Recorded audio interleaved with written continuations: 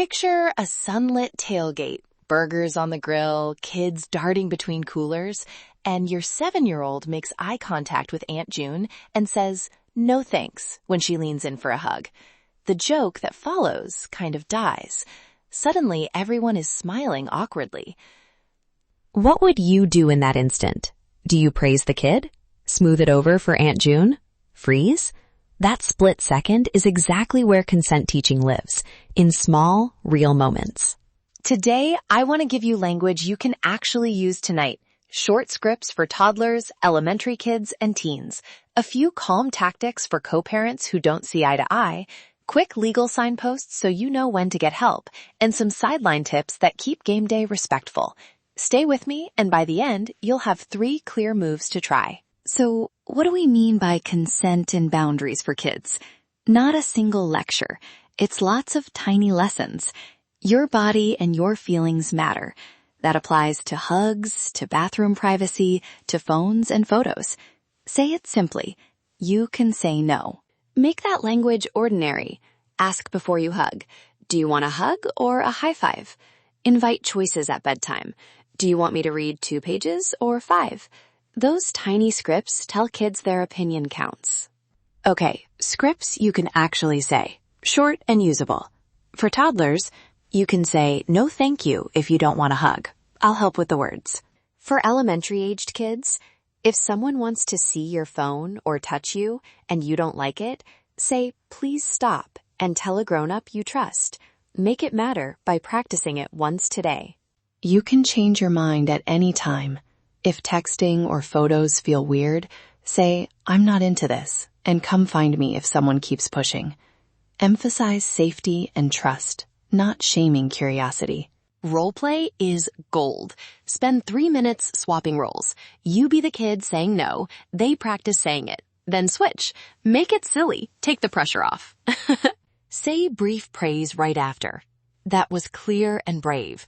Short, specific praise makes them want to do it again. Quick aside, model what listening looks like. If a kid says no to a friend, step back and say, "Thanks for telling me." That models respect for both sides. Okay, quick legal note. I'm not giving personalized legal advice here. If there are repeated safety concerns, clear evidence of harm, or a co-parent who refuses to follow a reasonable safety plan, that's the time to consult a lawyer, a mediator, or a counselor. Not because you want drama, but because kids' safety sometimes needs formal help. When co-parents disagree, keep the conversation about the child's comfort. Document facts, dates, what happened, who was there, and try a mediation session before escalating. Small agreements beat big fights every time. And if you get pushback, which you will sometimes, try this line. "I get that tradition matters.